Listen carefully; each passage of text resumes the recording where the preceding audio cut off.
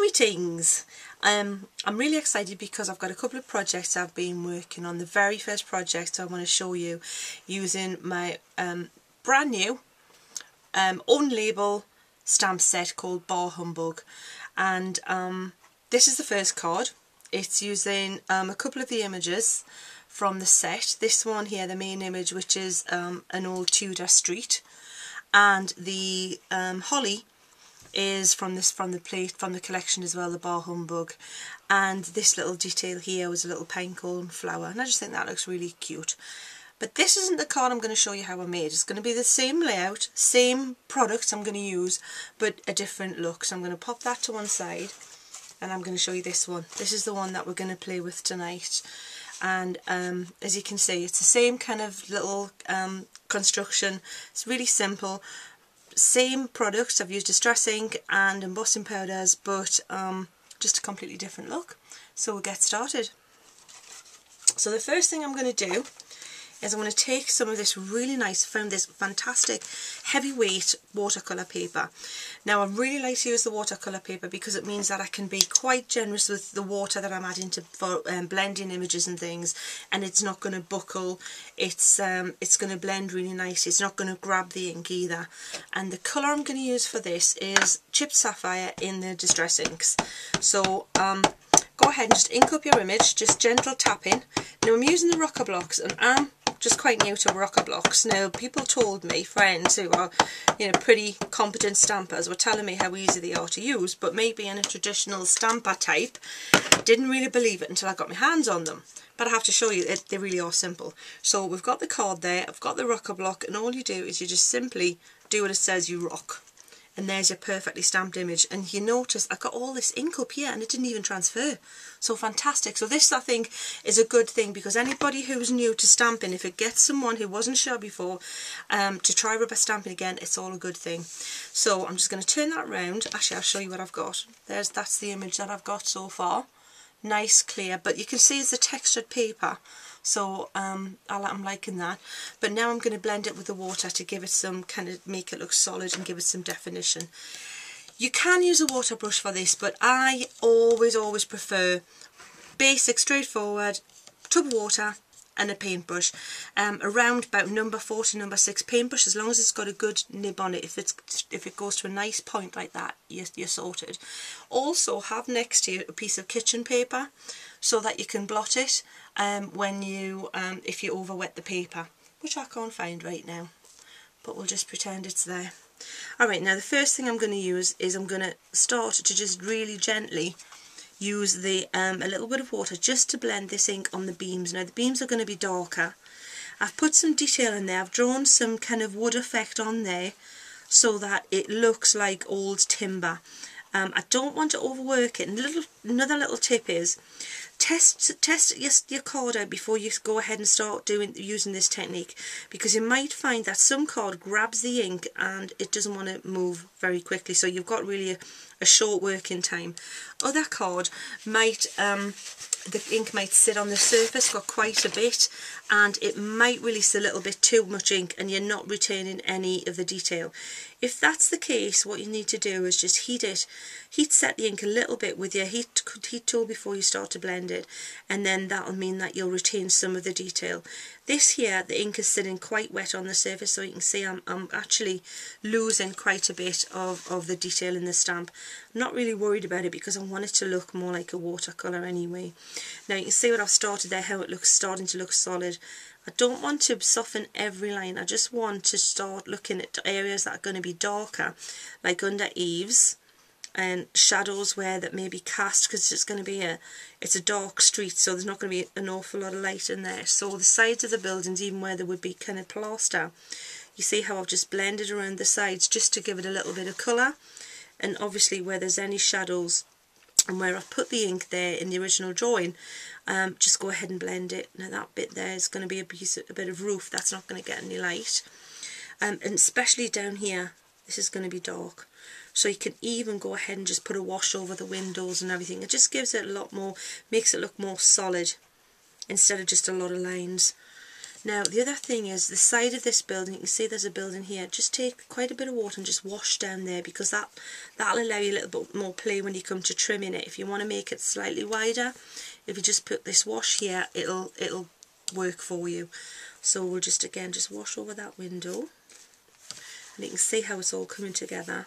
I don't want to do too much more. The ground, I've drawn this so that it can look like you can get away with it for all year. It doesn't have to just be a Christmas image, because you can, there's a suggestion of cobbles there, but there's also a suggestion of snow. So if you don't want it to look like it's a Christmas image, just make it, instead of dragging it like I've just done there, go ahead and just accentuate the cobble shape a little bit more. So again, just picking out the beams and just blending them. The paintbrush, by the way, is almost dry.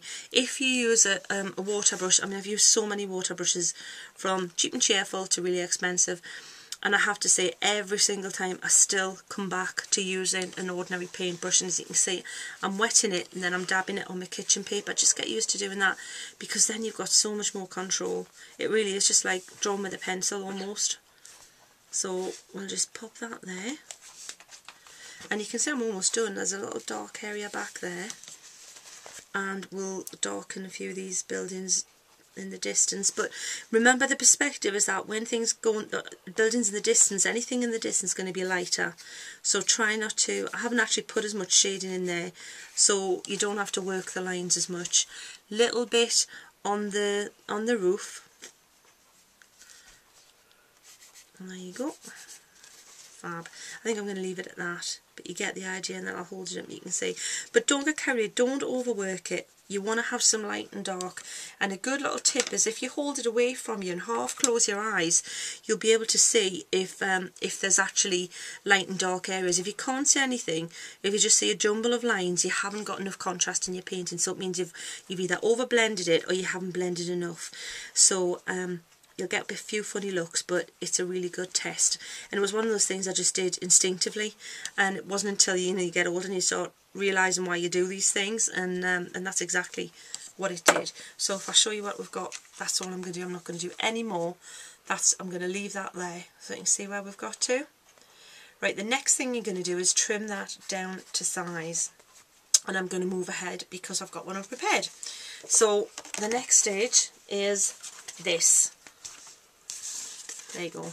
So it's trimmed to size. I've just used the baseline for your kind of horizon line, and then trim from there. Now what I'm going to do is I'm going to create a night sky. So I'm just going to remove these here, because I'm going to use my non-stick craft sheet, and I'm going to use a piece of cut and dry foam and that ink pad that I just had, as usual, because I'm not the tidiest of people, I couldn't find it. Surprise, surprise. So pick it up on your cut and dry foam, and then go ahead and just start blending the ink towards the top of your picture. Now this is going to make it look like it's night time, and that's what I really want. And it's much easier than trying to kind of shade and blend and watercolour the sides. It's just so much more forgiving. I'm just going to tint the sides as well. This has got a little bit of a greeny colour, so I strongly suspect that my cut and dry foam may not have been 100% clean. Again, not a big surprise for me.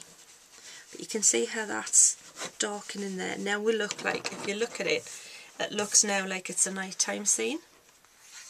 Okay, now the next thing, moving on, is I'm quickly going to take that and I'm going to spray it with my iridescent spray. So just place that down, give it a shake, can you see that? And then give it a quick spray. And what that's going to do, that's going to put a really nice sparkly sheen over it. So I'm going to pop that to one side, and it's much quicker. Normally what I would have done is I would have added some sparkly embossing powder, heated it, and done that whole thing, whereas now I don't need to. While that's drying, I'm going to move ahead to the rest of the card. I've created a little kind of construction here, just a square card, folded it in half, folded that back, but what I've done is I've used another image from the set, which is huge rooftop stamp, and I've stamped and embossed it in clear on the top and on the bottom. Now the next thing I'm going to do is I've also got some little some little snowflakes that I've used from that set, and I'm just going to place those in a cute little arrangement so that this is going to stop the construction. This is going to stop the card from sitting down. So when you stand it, you've got that. Then the final part is to take the image that you've just created, and I'm just thinking that I'll pop that there and find some glue.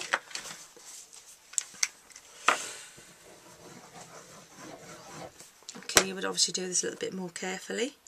You've got time, and this might still be a little bit sticky, but I'm sure you'll forgive me and get the idea. Just centre that. Glue's going to go on there. That's going to go on here.